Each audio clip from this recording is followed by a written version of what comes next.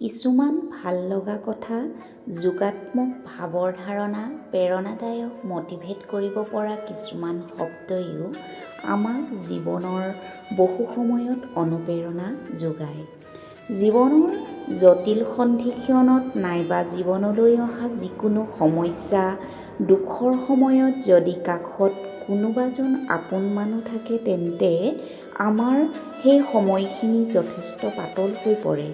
কিন্তু বহু সময়ত আমাৰ কাষত কোনো নাথাকে আৰু সেই সময়তে আমাক প্ৰেৰণা আৰু উৎসাহ জন্মাব পৰা কিছুমান উৎসৰ প্ৰয়োজন হয়। বন্ধু-বান্ধৱীসকল, আজি মই কেইটামান উক্তি আপোনালোকক উল্লেখ কৰিম।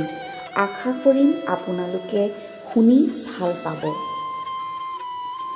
আপোনাৰ দিনটোৰ ৰুটিনখনতে আপোনাৰ ভৱিষ্যত লুকাই আছে।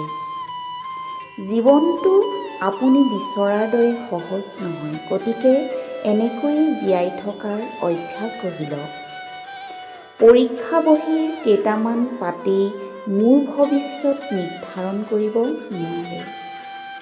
নিজৰ দৰে আন কাৰোবাক বিচাৰি পোৱা বহু কঠিন। সেইকাৰণে নিজকে নিজেই ভাল পাবলৈ শিকা। যদি আপুনি সেই কথাবোৰ ভাবি থাকে যিবোৰত আপোনাৰ নিয়ন্ত্ৰণ নাথাকে, তেন্তে আপুনি নিজৰ সময়বোৰক নষ্ট কৰাৰ বাদে একো কৰি নাথাকে। আজি যদি তুমি সময়ৰ মূল্য বুজি তোমাৰ কৰিবলগীয়া কামবোৰ কৰা, তেন্তে আহি থকা সময়বোৰ তোমাৰেই হ'ব। নিজৰ ভুল নেদেখা মানুহৰ লগত কি সম্পৰ্ক ৰাখিবা? বয়সে নহয়, পৰিস্থিতিয়ে শিকায় জীৱনৰ অৰ্থ। বয়স কম, কিন্তু তাৰ তুলনাত জীৱন আৰু পৰিস্থিতিয়ে দিয়া অভিজ্ঞতা বহুত বেছি।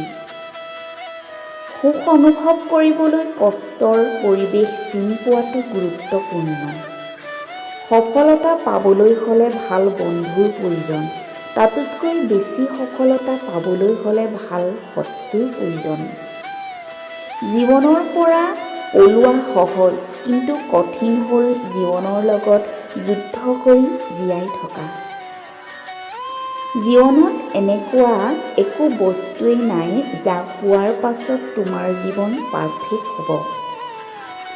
ভগৱানে আমাক সকলোকে একে মাটিতেই সৃষ্টি কৰিছে। কোনোবাই বাহিৰৰ পৰা দেখাত সুন্দৰ আৰু কোনোবাই ভিতৰৰ পৰা। প্ৰয়োজনত জীৱনক হাজাৰবাৰ সলনি কৰিলেও জীৱনৰ কঠিনতম পৰিস্থিতিতো নিজৰ জীৱনৰ লক্ষ্য কেতিয়াও সলনি নকৰিবা। আনৰ আচৰণে যাতে কেতিয়াও আমাৰ ভিতৰৰ শান্তি নষ্ট কৰিব নোৱাৰে তালৈ লক্ষ্য ৰাখিব লাগে। আমি সকলোৱে জীৱনত ভাল মানুহৰ সন্ধান কৰোঁ, কিন্তু নিজক ভাল বুলি গঢ়িবলৈ কেতিয়াও চেষ্টা নকৰোঁ। জীৱনত আগুৱাই যাওঁতে এটা কথা মনৰ পৰা নোহোৱা কৰি ল'বা, সেইটো হৈছে আনে কি ভাবিব। জ্ঞানী মানুহৰ ভুল ধৰিলে তুমি হ'বা তেওঁৰ বন্ধু। মূৰ্খ মানুহৰ ভুল ধৰিলে তুমি হ'বা তেওঁৰ শত্ৰু। সময় ভালে থাকিলে আনক সহায় কৰক, সময় বেয়া হ'লে কষ্ট কৰক। ভদ্ৰতাৰ আন এটা নাম হৈছে দুৰ্বলতা। তুমি যিমানেই ভদ্ৰ হ'বা, আনে তোমাক সিমানেই দুৰ্বল ভাবিব। পৃথিৱীৰ সকলোৱে আপোনাৰ লগত বেইমানি কৰিলেও আপোনাৰ পৰিশ্ৰম আৰু যোগ্যতাই কেতিয়াও বেইমানি নকৰে। তৰ্কৰ সময়ত মুখৰ শেষ অস্ত্ৰ হ'ল গালি আৰু জ্ঞানীৰ নীৰৱতা। মুখ খুলি অভিশাপ দিয়াৰ প্ৰয়োজন নাই। মনত দিয়া আঘাতৰ প্ৰতিফল এটা সময়ত তেওঁ নিজেই ভুগিব লাগিব। জীৱন যুদ্ধত পৰি নাযাবলৈ হ'লে সদায় নিজৰ ওপৰত বিশ্বাস ৰাখিব লাগিব, আনৰ ওপৰত নহয়। নিজকে আনতকৈ সৰু বুলি কেতিয়াও নাভাবিবা। অকলশৰে থকা আৰু অকলশৰীয়া হৈ যোৱাৰ মাজত বহুত পাৰ্থক্য। আপুনি যদি অলপতে বহুত বেছি কষ্ট পায়, তেন্তে আপোনাৰ বাবে এই পৃথিৱী বহুত কঠিন। জীৱনৰ আচল সত্য হ'ল আপুনি সময়ে সময়ে সমস্যাৰ লগত সন্মুখীন হ'বই লাগিব।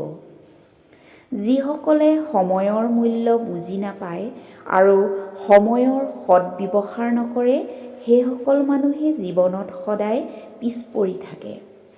বন্ধু বান্ধৱীসকল, যদি কথাখিনি আপোনালোকৰ ভাল লাগিছে তেন্তে মোক সঁহাৰি আৰু উৎসাহ জনাবলৈ লাইক, কমেণ্ট আৰু মোৰ চেনেলটো ছাবস্ক্ৰাইব কৰিবলৈ নাপাহৰিব। ধন্যবাদ।